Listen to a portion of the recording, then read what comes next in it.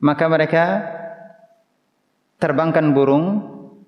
Kalau burung itu terbang ke kiri, berarti itu menunjukkan akan terjadi kesialan. Maka mereka tidak akan berangkat, enggan untuk melakukan perjalanan. Namun kalau ternyata burung tersebut terbangnya ke kanan, maka mereka akan melanjutkan perjalanan. Tapi tidak tahu kalau burungnya terbang lurus gimana. Apakah mereka akan mengulangi menerbangkan burung? Allah Ta'ala alam. Ya. Yang jelas kalau terbangnya ke kiri berarti sial. Kalau terbang ke kanan, lanjut. Jadi mereka meramal kesialan ataupun kebaikan dengan cara apa? Menerbangkan burung. Apa kaitannya dengan sihir? Pembahasannya adalah macam-macam sihir. Pertanyaannya adalah, apa kaitannya dengan sihir?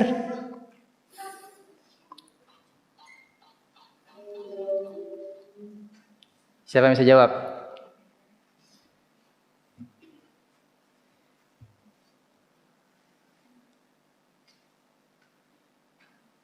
Tidak ada yang menjawab? Ini penting kan?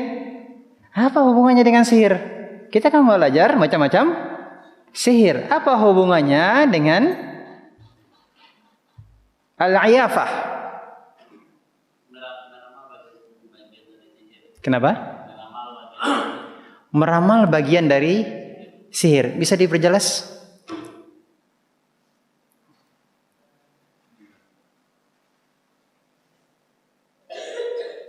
Mana kaitan meramal dengan sihir? Meyakini apa?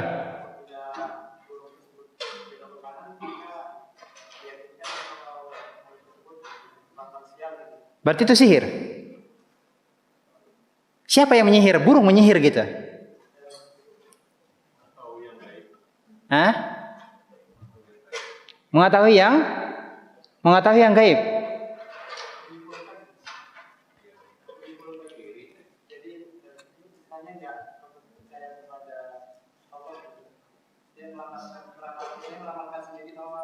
Meramal sendiri, tukang ramal. Jadi tukang ramal itu penyihir.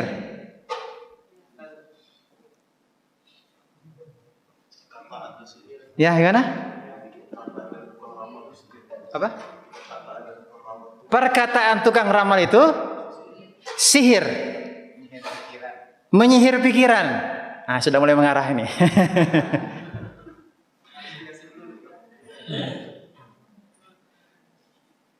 Udah jelas kan? Kalau udah jelas kita lanjut nih. Nggak perlu dijelaskan lagi kan? Kalau sudah jelas. Atau perlu penjelasan? Oh, perlu penjelasan.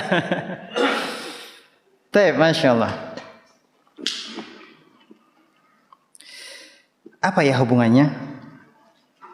Sebelum kita masuk pada kaitan iyafah dengan sihir, ada perkara yang kedua disebutkan dalam hadis ini, yaitu al-tiyarah.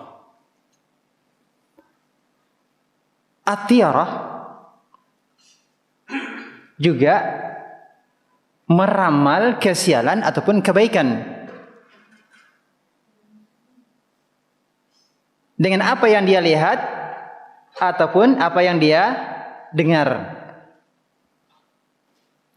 Termasuk diantaranya adalah meramal dengan terbangnya burung. Berarti iyafah masuk bagian tiarah. Namun tiarah lebih luas. Tiarah umum. Tidak hanya dengan burung. Apa yang dilihat, apa yang didengar, itu bisa menjadi ramalan untuknya. Apakah ini akan mendatangkan kesialan ataukah akan mendatangkan kebaikan? Ya. Dengar suara jangkrik. Ah, ini apa ini? Contohnya. Ya. dengar suara burung gagak. Ah, ini apa? Keluar rumah, lihat kucing lari, kejar-kejaran. Kucing ya, bukan burung kan? Kalau tadi kan hanya burung. Jadi kalau ayafah ini burung. Tetapi kalau tiarah umum. Yang meramal sesuatu ini apakah mendatangkan kebaikan ataukah mendatangkan kesialan dengan sesuatu yang dilihat ataupun sesuatu yang didengar. Jadi sebenarnya tiarah dan ayafah ini sebenarnya sama. Tetapi perbedaannya adalah ayafah itu bagian dari tiarah.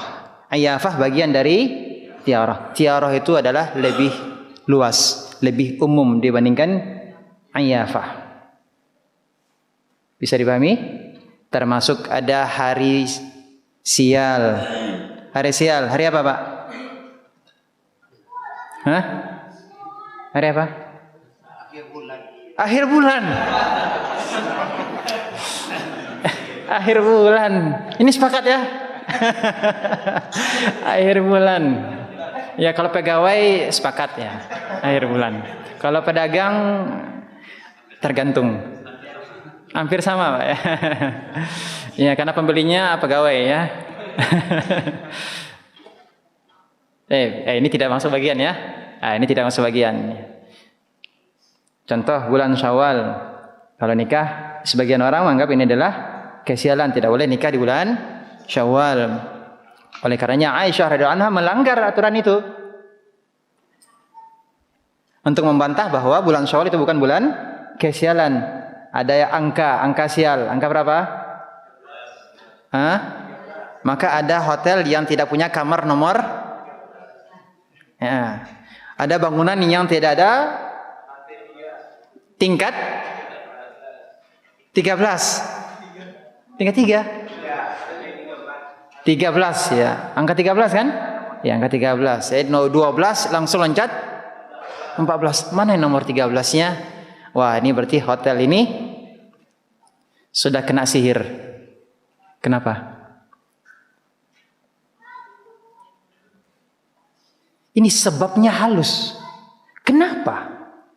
Kenapa angka 13 dijadikan sebagai angka sial? Kenapa burung dijadikan sebab kesialan ataupun kebaikan? Ini sebabnya tidak jelas. Samar sebabnya. Tetapi ini mempengaruhi hati seseorang. Berpengaruh atau tidak? Pengaruh.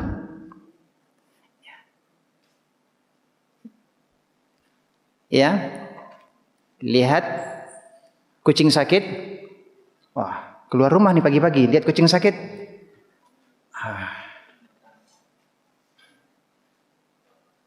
Berarti dia sudah kena sihir. Tapi sihir yang dimaksud adalah sihir secara bahasa. Bukan sihir syar'i. Kalau sihir syar'i yang kita pelajari adalah mantra-mantra, jampi-jampi yang dibaca kemudian ditiupkan untuk memberikan suatu pengaruh. Ini sihir bermakna syar'i, ya istilah syar'i. Ya, mantra-mantra, jampi-jampi tadi yang dihembuskan ya, untuk memberikan pengaruh. Ini menurut istilah syar'i. Adapun yang tadi kita sebutkan itu adalah sihir menurut bahasa. Bisa dipahami? Jadi sihir secara bahasa itu maknanya adalah apa? Sebab yang samar, halus, lembut. Namun dia bisa mempengaruhi hati seseorang. Ya. Pergi enggak ya? Ini melihat sesuatu yang tidak dia sukai, menganggap ini adalah kesialan. Nah, tadi ayafah dan tiarah. Adapun at-taraq itu sebenarnya asalnya melemparkan batu di atas tanah. Jadi melemparkan batu di atas tanah, kemudian batu-batu tadi kan berserak. lalu dilakukanlah apa? Ramalan. Kalau dia berserak seperti begini, ramalannya akan diterawang ya oleh tukang ramal. Oh, begini, nasibnya seperti begini. Menerawang masa depan perkara yang gaib. Dan jadi asalnya pakai batu, ya dipukulkan ke tanah, dilemparkan ke tanah. Nanti kan ada serakan tanah itu, kemudian tukang ramal menerawangnya. Oh, ramalannya begini.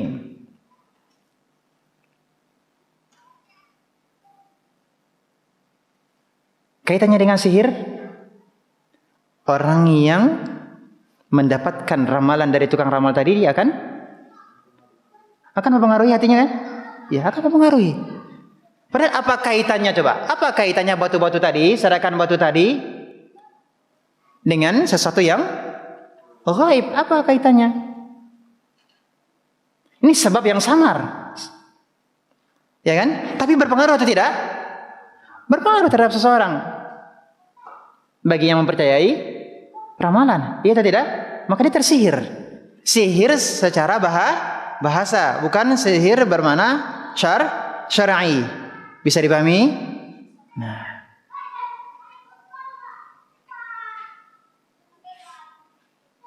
Tapi ini terkait dengan apa? Perdukunan. Yang mengaku mengetahui perkara gaib, berarti dia kafir kepada Allah. Yang mengaku dirinya apa? Mengetahui perkara yang gaib, berarti dia kafir kepada Allah. Nah, sampai sini bisa dipahami perbedaan antara iyafah, tiarah, dan tarak. Nah, kemudian tarak tadi itu batu-batu, awalnya mulanya adalah batu-batu yang diserakkan di tanah, yang dilemparkan ke tanah. Namun karena di Arab itu kondisinya adalah pasir, makanya yang lebih banyak dilakukan adalah bukan dengan melemparkan batu ke tanah, tapi dengan apa? Membuat garis-garis. Ya, membuat garis-garis. Ya. Maka tadi disebutkan bahwa Auf menafsirkan tarak itu adalah al-khattu yukhattu fil ard. Garis yang dibuat di atas tanah. Jadi tukang ramal dia membuat garis-garis, kemudian dia meramal. Dan ini berpengaruh kepada orang yang minta ramalan. Berarti dia tersihir dengan apa yang disampaikan oleh tukang ramal. Tapi sihirnya di sini sihir apa? Menurut bahasa, bukan menurut istilah syar'i. Bisa dipahami Bapak? Ibu-ibu yang di belakang bisa memahaminya? Meramal kesialan atau kebaikan. At-tiaratu syirkun. Tiara itu syirik. Kalau tadi iyafah dan tiarah itu syirik. Syiriknya syirik apa? Syirik besar atau syirik kecil? Iyafah dan tiarah itu syirik apa? Syirik apa? Ahsan, syirik kecil. Syirikun asghar. Kenapa? Karena meyakini sesuatu yang bukan sebab sebagai sebab. Meyakini sesuatu yang bukan sebab sebagai sebab. Itu syirik kecil. Tetapi beda dengan tarak. Kalau tarak tadi apa? Meramal kan? Meramal. Berarti ini sudah masuk ke ranah perdukunan. Ya. Jelas? Bisa dipahami? Sudah masuk ke ranah perdukunan, tukang ramal. Karena dia apa namanya? Masya Allah, tidak akhiran. Ini bisa tambah lama ini. Sampai habis nih.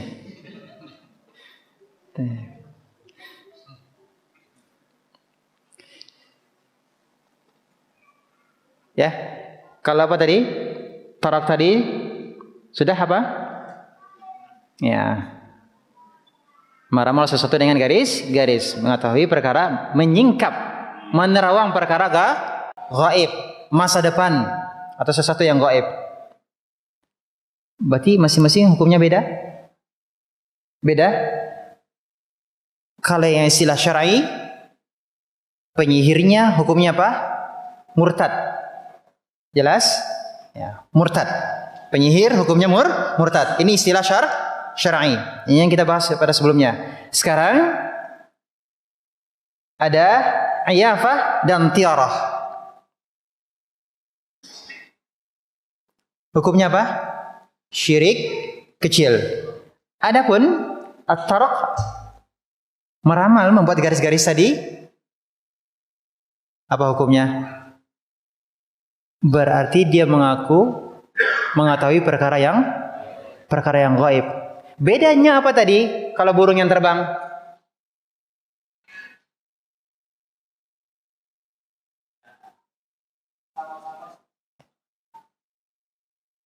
Kenapa tadi syirik bukan termasuk bukan termasuk yang dianggap, apakah itu dianggap mengatur perkara yang gaib?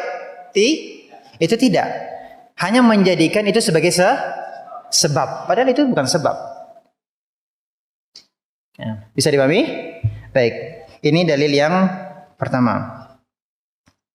Oh, berarti sihir itu berbeda-beda ya? Sihir itu berbeda-beda, hukumnya juga berbeda-beda ya. Hukum sihir itu bermacam-macam dan masing-masing kita lihat bagaimana hukumnya. Dalil yang kedua,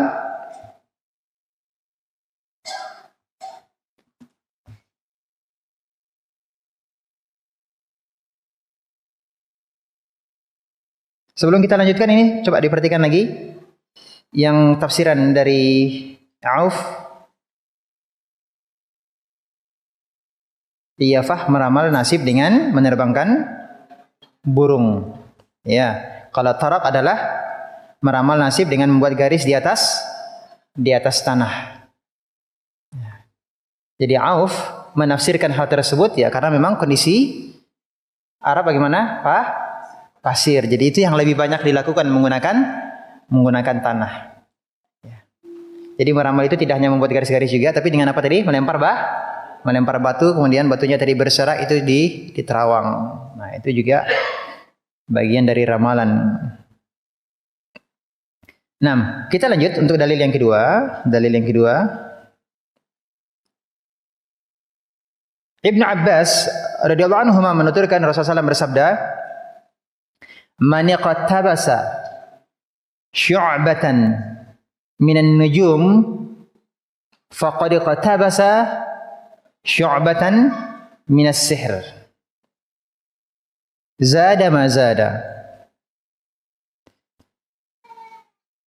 Barang siapa mempelajari sebagian dari ilmu nujum, ilmu perbintangan, sesungguhnya dia telah mempelajari sebagian ilmu sihir. Yang mempelajari apa? Sebagian dari ilmu nujum, ilmu perbintangan, dia telah mempelajari sebagian ilmu sihir. Semakin bertambah ilmu yang dia pelajari, semakin bertambah pula dosanya. Hadis riwayat Abu Dawud dan isnadnya sahih.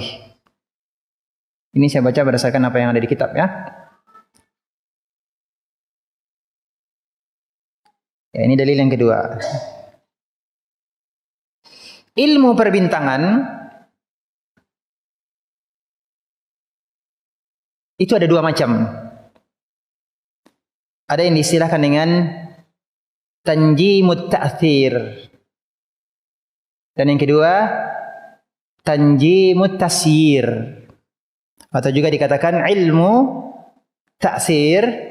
Dan yang kedua adalah ilmu taysir. Ilmu tasyir. Kalau ta'thir itu artinya pengaruh.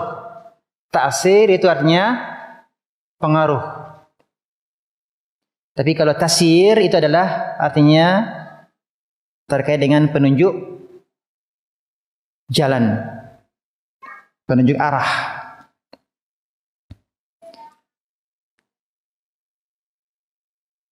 Kalau ilmu ta'sir taksir yang berpengaruh.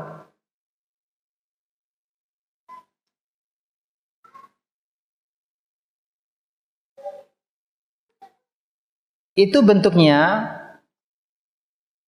modelnya adalah dengan melihat bintang-bintang, melihat pergerakan bintang,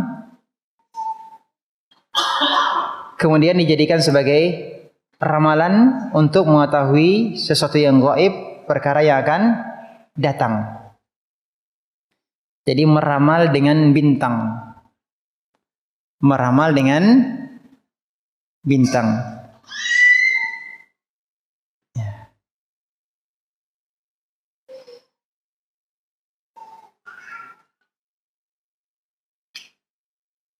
Apa hukumnya?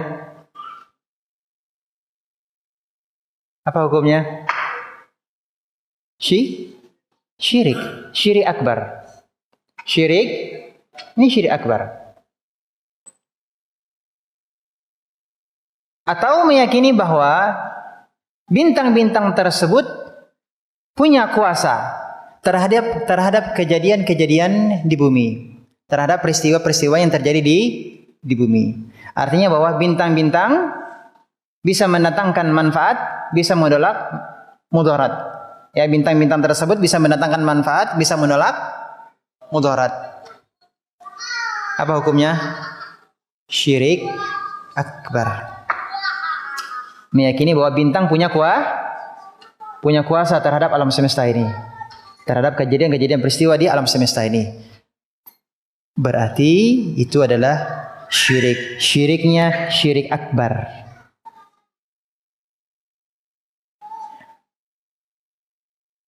Nah. Kemudian yang kedua,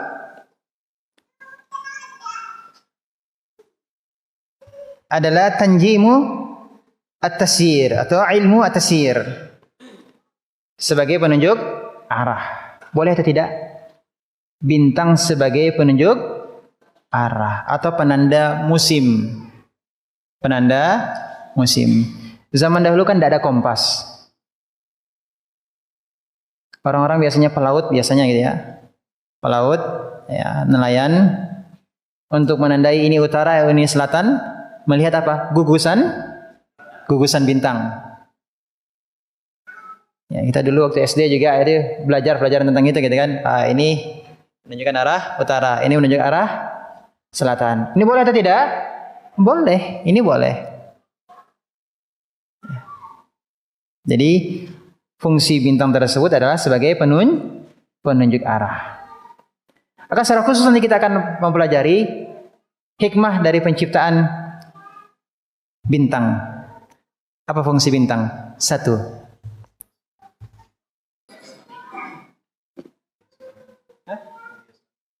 Penghias langit.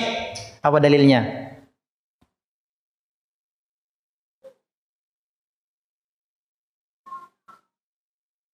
Apa dalilnya? Dalilnya dah hafal dah. Walaqad zayyana as-samaa. Hafal, Masya Allah. Lanjut. Walaqad zayyana as-samaa ad-dunya bimasabih. Dan kami hiasi langit-langit dengan bintang. Ini yang pertama, bintang sebagai hiasan langit. Yang kedua, untuk melempar setan. Waja'alnaha rujuman lisyayatin. Kami jadikan bintang-bintang tersebut untuk merajam, untuk melempar syaitan. Para ulama mengatakan bahwa melempar dengan bintang ini bukan berarti bintang keluar dari edarannya, tidak. Tapi ada percikan api yang ditimbulkan oleh bintang. Bukan berarti bintangnya keluar dari edaran. Ini fungsi yang kedua. Fungsi yang ketiga adalah penunjuk arah, penunjuk musim. Apa dalilnya?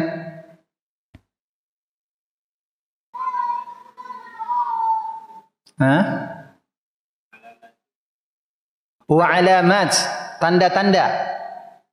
Allah jadikan tanda-tanda Wa bin najmi hum yahtadun. Dengan bintang tersebut mereka menjadikannya sebagai petunjuk. Ya. Ini akan kita pelajari khusus nanti di apa namanya? Di bab nanti ya selanjutnya terkait dengan bintang.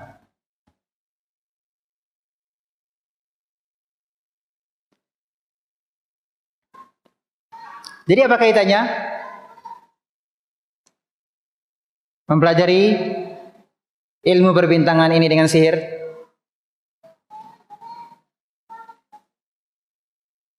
Ya.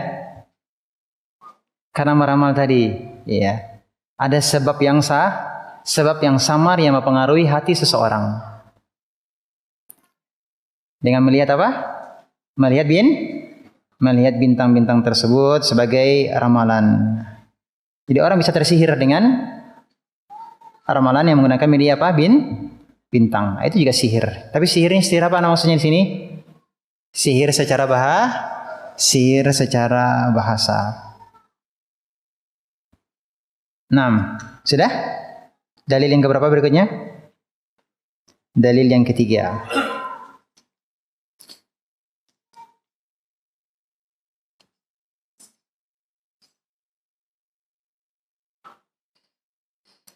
Dalil yang ketiga, An-Nasa'i meriwayatkan hadis dari Abu Hurairah radhiyallahu anhu, "Man 'aqada 'uqdatan thumma nafasa fiha faqad sahar." Barang siapa yang mengikat buhul-buhul kemudian meniupnya, sungguh itu adalah apa? Perbuatan sihir. Ya, mengikat buhul-buhul kemudian meniupnya. Nafas itu artinya meniup dengan adanya sedikit air liur. Ya, meniup dengan sedikit air liur. Itu nafas. Ini adalah sihir. Kemudian waman sahara faqad asyrak. Siapa yang berbuat sihir, yang melakukan sihir, maka dia telah berbuat syirik. Kemudian waman ta'allaqa syai'an wukila ilaih. Barang siapa yang menggantungkan sesuatu, maka dia akan diserahkan kepadanya. Ya.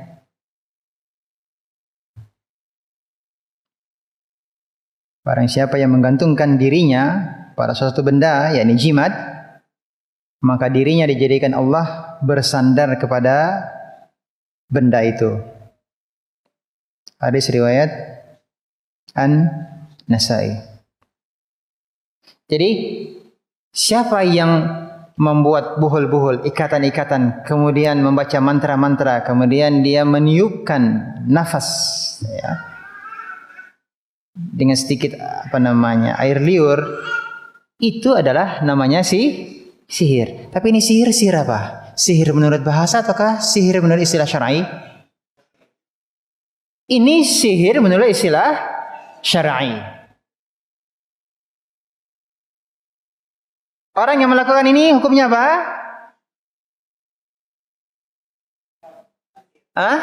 Dia melakukan sihir. Berarti penyihir murtad. Nah, sampai sini bisa dipahami? Kemudian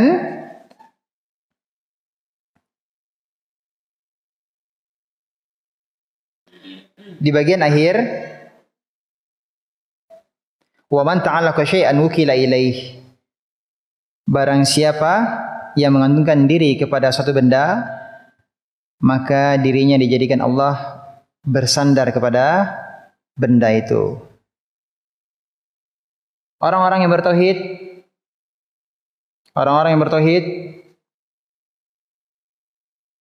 adalah orang-orang yang beruntung.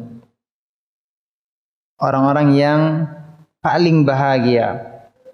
Apa sebabnya? Karena mereka tidak akan pernah khawatir, tidak akan pernah takut. Kemanapun mereka pergi, mereka akan senantiasa bergantung kepada Allah Subhanahu wa Ta'ala. Adapun orang yang bergantung kepada sesuatu benda, jimat, adalah orang yang paling sengsara. Kenapa? Karena dia pasti terus bergantung kepada benda tersebut. Ya. Jangankan kepada jimat benda tersebut, kita bergantung kepada diri kita sendiri. Boleh atau tidak? Boleh atau tidak? Tidak. Bahkan doa Nabi SAW agar kita jangan sekejap mata sedikit pun bergantung kepada diri kita. Termasuk dalam zikir. Tadi sore dibaca Pak, zikirnya. Apa bunyinya?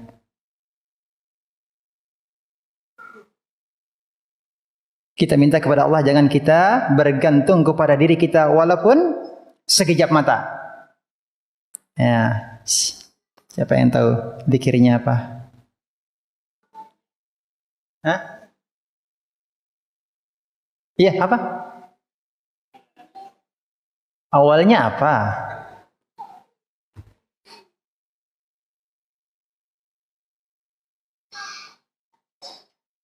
Ya Hayyu ya Qayyum bi rahmatika astaghis wa aslih li sya'ni kullah wa la takilni ila nafsi tarfat ain. Jangan engkau jadikan aku bertawakal kepada diriku tarfat ain, sekejap mata. Sekejap mata saja. Berapa lama kita tahan buka mata? Sekejap mata. Sekejap mata pun jangan sampai kita bertawakal kepada diri kita. Artinya apa? Selalu kita bergantung, bertawakal kepada Allah Subhanahu wa Ta'ala. Kenapa? Karena diri kita lemah. Makhluk itulah lemah. Makhluk hidup itu lemah. Apalagi benda mati. Makhluk hidup saja lemah. Apalagi benda mati. Jelas. Tapi banyak orang yang bergantung kepada benda mati. Nasallahu salamah wal afiyah. Sampai di mana tadi? Dalil yang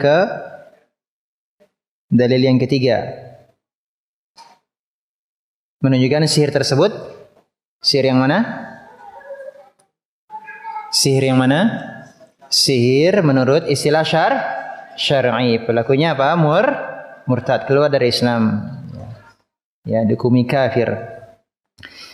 Dalil berikutnya ada dalil yang keempat. Dari Ibnu Mas'ud radhiyallahu anhu bahwa Rasulullah SAW bersabda, "Ala hal unabbiukum mal'athu?" Maukah kamu aku beritahu apakah abah itu ialah hiya an-namimah. An-namimah, mengadu domba. Al-qalatu bainan nas, yaitu banyak membicarakan keburukan dan menghasut di antara orang-orang. Hadis riwayat Muslim. Pertanyaannya adalah, apa hubungannya namimah dengan sihir? Apa hubungannya mengadu domba dengan sihir?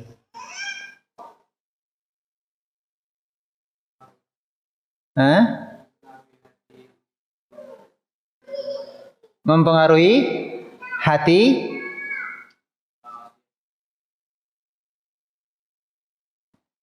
Namimah itu adalah menukil perkataan kepada orang lain. Ya, namimah itu apa? Menukil perkataan kepada orang lain. Tapi dalam rangka apa? Kebaikan atau keburukan? Keburukan. Untuk menimbulkan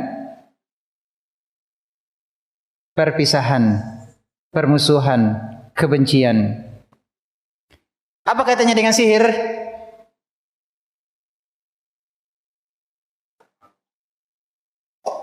Pengaruh buruk. Ya. Dan diantara kaitannya adalah tujuan orang yang mengadu domba dan tujuan tukang sihir sama. Apa itu?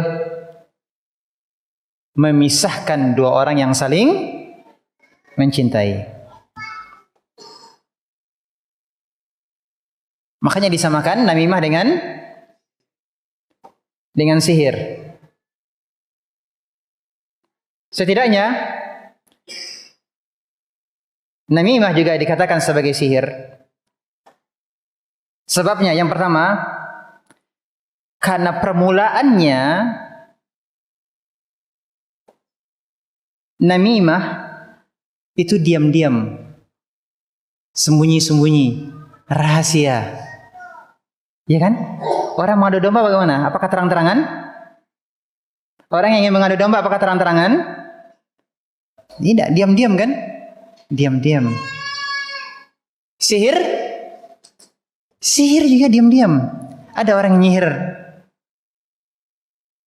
Kemudian dia mempublikasikan dirinya menyihir orang.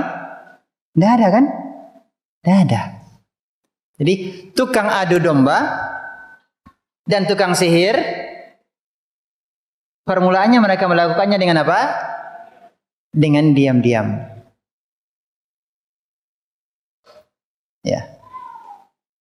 Kemudian sihir tadi secara bahasa yang sebabnya halus, samar, namun memberikan pengaruh terhadap hati. Demikian juga dengan namimah.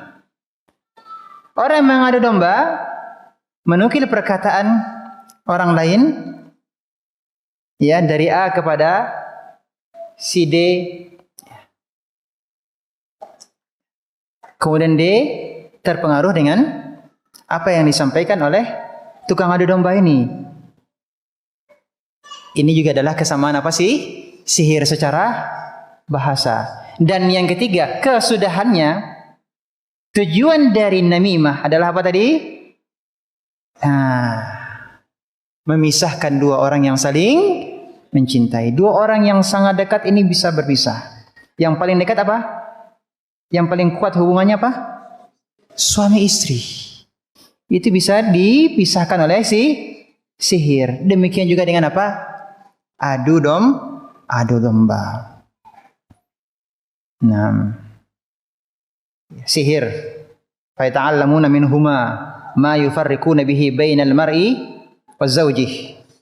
Ya, mereka mempelajari sihir dari kedua mereka tersebut. Untuk apa?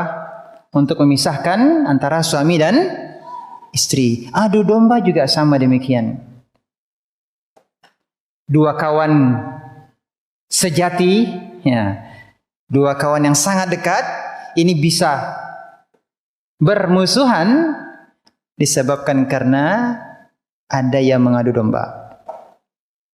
Adik kakak juga bisa bermusuhan. Orang tua dan anak juga bisa bermusuhan. Atasan bawahan juga bisa bermusuhan. Sesama teman pengajian pun juga bisa saling bermusuhan. Bahkan sesama ustadz pun juga bisa saling bermusuhan. Musibahnya, muridnya penuntut ilmu, tukang adu domba. Ustadznya yang diadu domba. Ustadznya nggak ngapa-ngapain. Tapi yang mengadu domba siapa? Muridnya. Yang punya murid seperti begini musibah. Ya.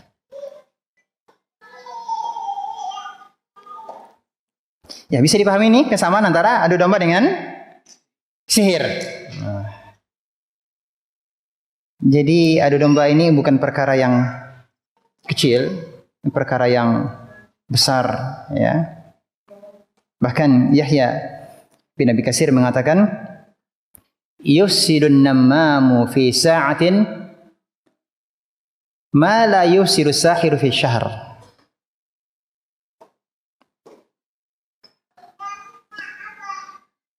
Tukang adu domba itu bisa menimbulkan kerusakan dalam waktu sekejap. Tukang adu domba bisa menimbulkan kerusakan dalam waktu sekejap. Adapun tukang sihir, ya, bisa jadi dia butuh waktu yang lebih lama daripada tukang adu domba. Jadi tukang adu domba dalam sekejap bisa melakukan yang sesuatu tukang sihir mungkin tidak bisa melakukannya. Mungkin tukang sihir bisa melakukannya dalam waktu sebulan, tapi tukang adu domba bisa melakukannya dalam waktu sekejap. Kenapa tukang sihir dia harus melakukan apa? Dia membuat medianya dulu, ritual-ritual dulu. Kan itu ya? Bisa jadi sebulan dia untuk bisa menyihir. Dia kan harus bekerja sama dulu dengan berinteraksi dengan setan, dengan jin. Ya. Harus melakukan ritual-ritual kesyirikan, mengagungkan syaitan. Ya butuh waktu. Tapi kalau tukang adu domba, dia hanya cukup menukil suatu perkataan, ya, kepada orang lain. Ini bisa menyebabkan apa? Kebencian. Jadi namimah, adu domba ini lebih besar keburukannya daripada sihir. Adu domba lebih besar keburukannya daripada sihir. Al-adhu itu artinya adalah al-qat'u wat tafriqa. Al-qat'u wat tafriqa. Al-qata' itu artinya memotong, tafriq itu artinya memisah. Oleh karenanya Rasulullah mengatakan bahwa al-adhu itu adalah namimah. Al-adhu itu sihir, ya. Al-adhu itu sihir. Nama lain dari sihir itu adalah al-adhu, nama lainnya. Tapi secara bahasa al-adhu itu bermakna apa? Al-qat'u, memutus. At-tafriq, memisah. Karena orang yang mengadu domba tadi apa? Memutus hubungan, memisah hubungan. Ada juga yang mengatakan bahwa al-adhu itu artinya dusta. Artinya secara bahasa apa? Dusta. Dan orang yang mengadu domba biasanya apa? Menambah kedustaan. Ya, menambah kedustaan ketika dia mengadu domba. Iya atau tidak? Atau hal yang lain. Sebenarnya A ini kalau dia bicara sebenarnya datar saja. Bicaranya apa dah? Datar. Tapi didengar oleh C, dia ingin memisahkan hubungan antara A dan D, dia sampaikan kepada D dengan nada yang berapi-api. Oh, kata A. Jadi kesannya apa? Dia sedang marah, dia sedang mencela D. Padahal A tidak seperti itu intonasinya, cara bicaranya tidak seperti itu. Tapi di C menjadikannya apa? Seakan-akan A ini marah berat atau nggak suka, benci terhadap D. Akhirnya dia apa? Terpengaruh. Berarti dia tersihir dengan ucapan C. Bisa dipahami? Dia tersihir. Ini sihir secara apa namanya? Bahasa. Sebab yang halus. Ya kan? Kok bisa dia musuh? Membenci kawan dekatnya tadi. Hanya disebabkan karena suatu ucapan. Bisa dipahami? Nah ini. Jadi adu domba itu juga termasuk sihir. Rasulullah menyamakan adu domba itu sama dengan sihir. Bahkan adu domba itu lebih besar, lebih banyak mendatangkan keburukan daripada sihir. Jelas? Bisa dipahami? 6. Selanjutnya, dalil yang keberapa? Dalil yang kelima. Dari Ibnu Umar radhiyallahu anhu menuturkan bahwa Rasulullah SAW bersabda, "Inna minal bayani la sihra." Rawahu Muslim. Sesungguhnya di antara susunan kata yang indah terdapat apa yang disebut sihir. Hadis riwayat Al-Bukhari dan Muslim.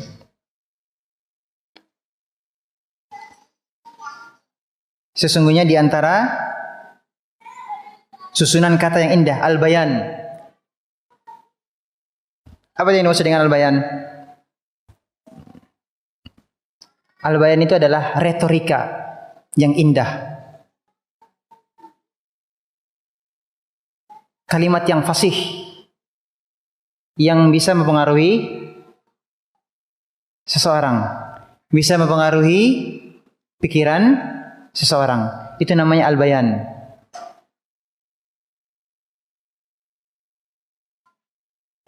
Retorika, susunan kalimat yang tinggi yang bisa mempengaruhi orang lain. Pertanyaannya adalah terpuji atau tercela?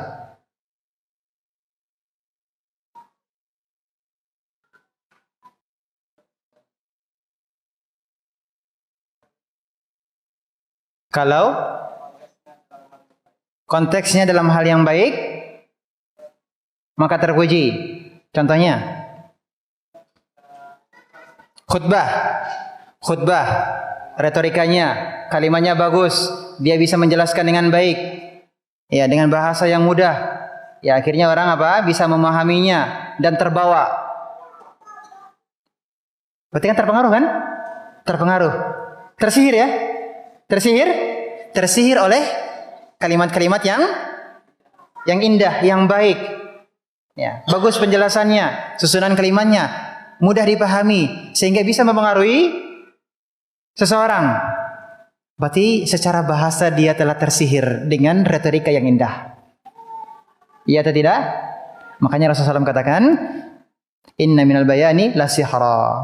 Sesungguhnya di antara susunan kata yang indah terdapat apa yang disebut sihir. Jadi al-bayan itu adalah kefasihan yang sempurna, ya, dalam berretorika, ya.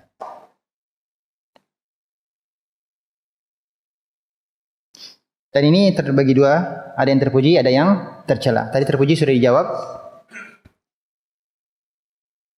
Kalau yang diinginkan itu adalah kebaikan, kebenaran, bukan kebatilan, maka itu terpuji. Contohnya seperti orang berdakwah. Kalau yang tercela, retorikanya bagus, itu kan, masya Allah, mantap ustadznya, kata-katanya bersajak, pantunnya luar biasa, peribahasanya keluar semuanya, ya, pepatah-pepatahnya mantap, gitu. Tapi dalam rangka apa? Untuk membalikkan yang batil menjadi hak, untuk membalikkan yang haram menjadi halal, sesuatu yang tidak disyariatkan tampak seperti disyariatkan. Apa sebabnya tadi? Karena audiensnya, hadirinya, jamaahnya terpukau oleh retorika kepiawaian sang ustaz dalam mengemas kalimat-kalimat yang indah, gitu ya, sehingga tersihirlah jamaahnya, maka yang batil disangka hak. Disebabkan kenapa? Tersihir dengan apa yang disampaikan oleh dai tersebut. Maka ini terpuji atau tercela? Tercela. Karena menghiasi yang batil menjadi indah, menghiasi yang batil menjadi hak. Ini tercela. Pasti tersihir juga atau tidak? Tersihir juga atau tidak? Tersihir juga.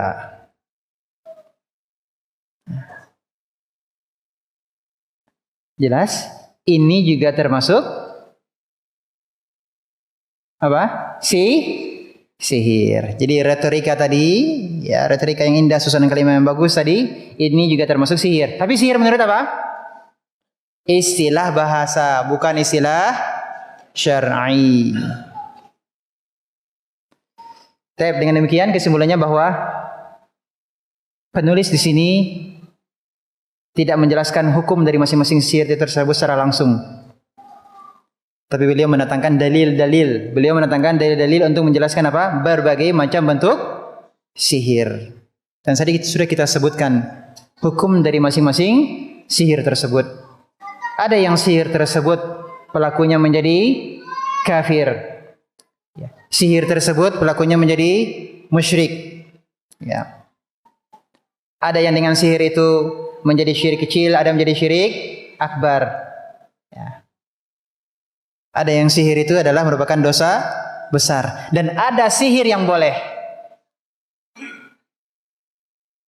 Apa sihir yang boleh tadi? Al-bayan. Apa dalil dari bayan yang al-bayan? Hafal semuanya. Ar-Rahman. Terus ayat yang ketiga apa? Ayat yang ketiga apa? Khalaqal insan, artinya Allah menciptakan manusia. Ayat yang keempat, Allah ajarkan kepadanya al-bayan. Jadi sebenarnya al-bayan itu nikmat atau sebaliknya? Asalnya al-bayan itu adalah nikmat. Sama harta itu sebenarnya apa? Nikmat. Kita gunakan untuk ketaatan kepada Allah Subhanahu wa taala. Bukan untuk mendurhakai Allah. Termasuk juga al-bayan, kemampuan dalam berbicara. Itu nikmat atau tidak? Nikmat. Kemampuan dalam berbicara itu nikmat. Allah yang mengajarkannya. Nikmat. Maka gunakanlah kemampuan kita dalam berbicara untuk menyampaikan yang hak, untuk memberikan nasihat, untuk berdakwah. Maka bayan ini menjadi pahala. Bayan ini menjadi pahala. Tetapi kalau bayan untuk membolak-balikkan yang hak menjadi batil, maka dia berdosa. Berdosa. Baik, demikian kesimpulannya bahwa penulis Syekh Muhammad bin Al-Wahhab ingin menjelaskan kepada kita berbagai macam bentuk sihir dan hukumnya masing-masing. Ya, ada yang di situ adalah sihir menurut istilah syar'i dan ada sihir menurut istilah bahasa. Bisa dipahami? Nah, kalau sudah paham alhamdulillah. Berarti tidak perlu ada yang ditanyakan lagi. Insyaallah taala kita akan masuk pada pertemuan yang akan datang tentang dukun, tukang ramal dan yang sejenisnya. Nah, dan kemudian nanti juga akan bab berikutnya ada tentang nushrah. Apa itu nushrah? Nah, ini masih ada kaitannya dengan sihir. Insyaallah taala kita akan lanjutkan pada pertemuan yang akan datang. Demikian, mudah-mudahan bermanfaat. Kurang lebihnya mohon maaf. Terima kasih atas kehadiran dan perhatiannya. Kita tutup dengan kafaratul majlis. Subhanaka bihamdika asyhadu an la ilaha illa anta astaghfiruka wa atubu ilaik. Wassalamualaikum warahmatullahi wabarakatuh.